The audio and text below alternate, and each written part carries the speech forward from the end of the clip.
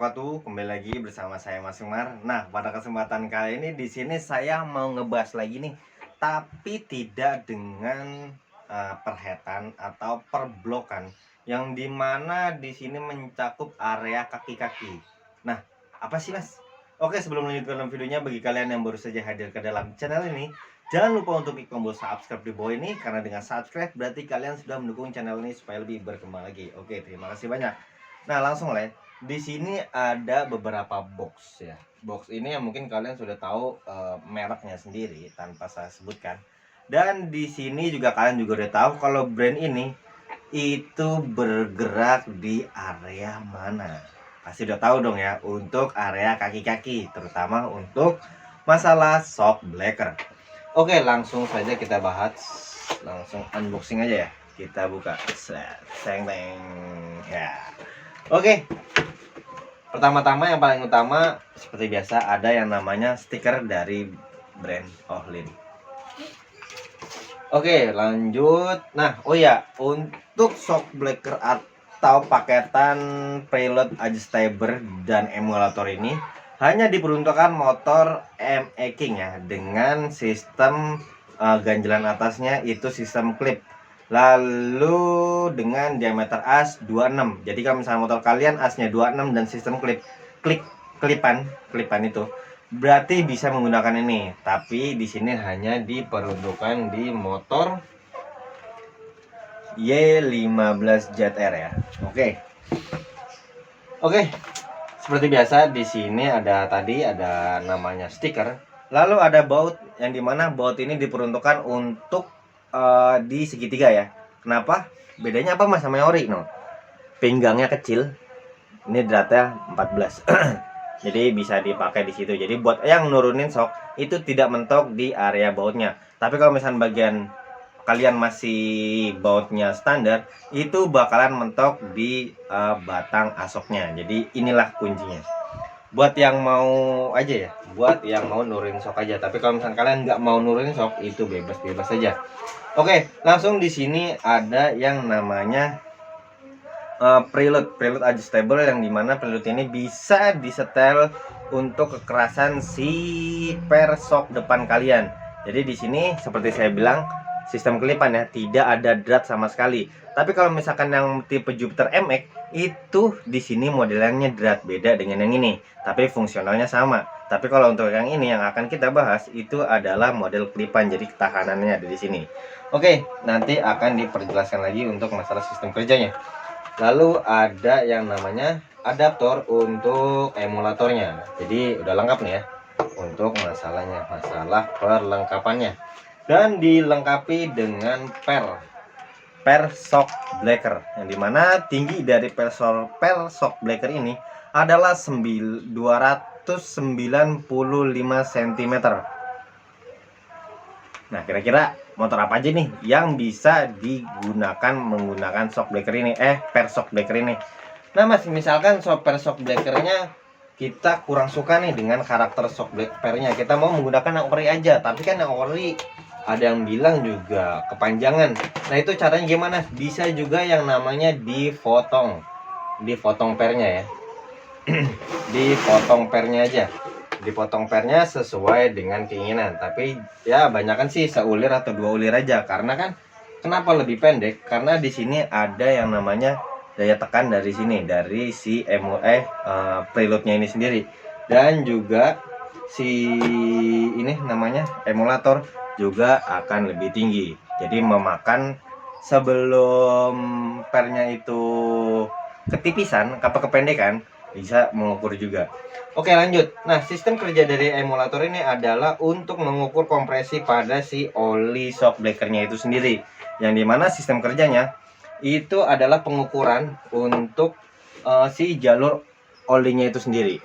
Nih di sini. Jadi tuh di sini ada lubang untuk jalur-jalur si keluarnya olinya itu tersebut. Jadi di saat kita ngesok atau ada beban benturan, itu oli akan masuk seperti ke dalam ini, ke dalam dari suling ya. Ini kan nempel ke suling, dalam masuk lalu ke buang ke sini. Kalau misalnya standar gimana sistemnya Bang? Kalau misalnya untuk yang standar itu kan ya kalau udah masuk ya plos gitu aja tanpa ada tahanan di area sulingnya. Hanya sistem kerja suling ori itu kalau nggak salah hanya mengandalkan lubang-lubang yang pada ada di sulingnya itu sendiri. Nah, kalau ribbon-ribbon sebelumnya itu kan hanya biasanya ya, hanya mengandalkan untuk area olinya itu sendiri. Jadi kekentalan olinya itu dimainin.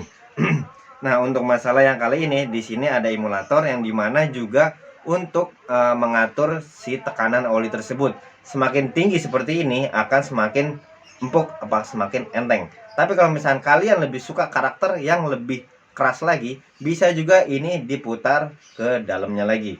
Nah, idealnya berapa mas? Kalau mas saya ideal saya nggak bisa jawab karena setiap kota, setiap daerah memiliki karakter jalanan yang berbeda. Ada yang halus, ada yang geradakan rusak, ada juga untuk yang tikung-tikungan. Kalau masalah tikung-tikungan jalan halus bisa menggunakan ini dengan sistem yang lebih keras lagi, tapi sesuaikan lagi dengan bobot badan kalian atau intinya harus menyesuaikan bobot pada si motor itu sendiri dan peruntukannya untuk apa. Dan untuk road race biasanya juga bisa menggunakan ini juga.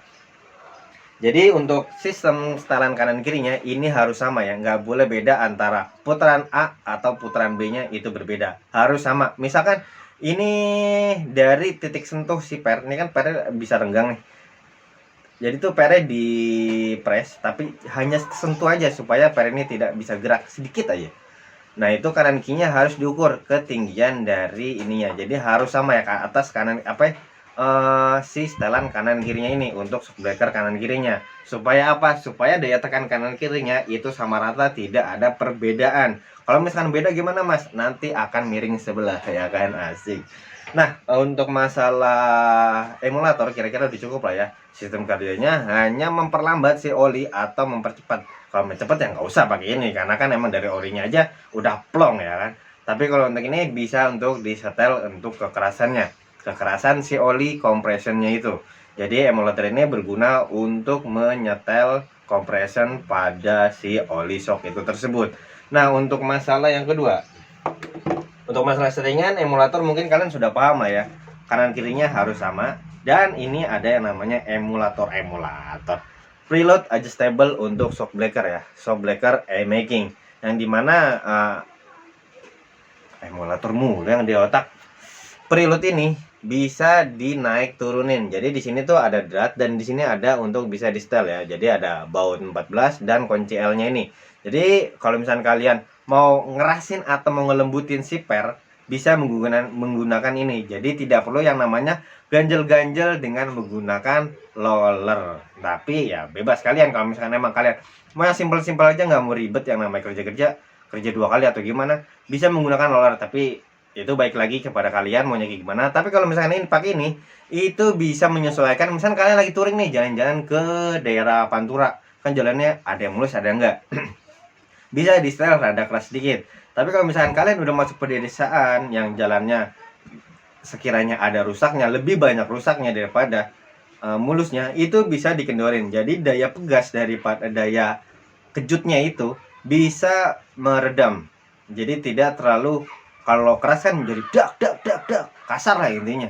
Itu di handling juga nggak enak karena terlalu keras kayak naik kuda aja. Nah, kalau misalkan pakai ini itu bisa di setel. Jadi misalkan kalian butuh di saat butuh yang empuk bisa di setel juga, tapi di saat butuh yang lagi jalan mulus bisa di setting juga. Berarti ribet dong mas kalau misalkan touring harus rubah-rubah itu. Ya itu balik lagi kepada kalian, sistemnya itu mau kayak gimana, hanya sekedar memutarnya aja.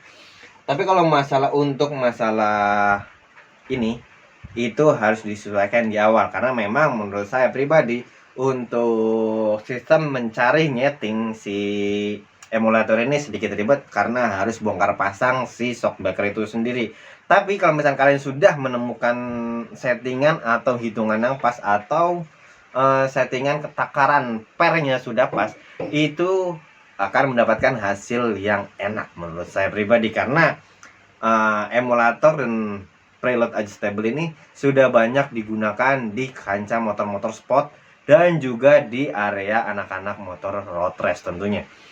Oke, untuk masalah per. Nah, per sendiri di sini memiliki panjang 295 cm atau bisa dikatakan 30 cm kurang ya. Ya benar, 30 cm karena keramik di bawah 30 cm, jadi tinggal lihat aja. 29,5 cm. Dan ini diperuntukkan untuk motor MX King ya. Untuk motor Jupiter MX itu berbeda lagi karena preloadnya berbeda. Oke, jadi buat kalian yang mau yang mau upgrade masalah kenyamanan untuk masalah shockbreaker, motor kalian sekencang apapun, kalau misalnya kaki-kakinya kurang enak atau membal, itu juga tidak akan enak saat di handling atau dipakainya. Karena kenapa? Kaki-kaki adalah berperanan penting untuk menyetabilkan kita saat berkendara. Dan juga kalau misalnya terlalu keras juga tidak nyaman di jalanan yang berlubang atau yang jelek. Atau juga kalau misalkan di jalanan yang halus, yang enak lurusan, jalanan yang pokoknya lancar lah, enak, aspalnya mulus. Kalau shocknya terlalu empuk atau terlalu lembek, itu akan bumpy.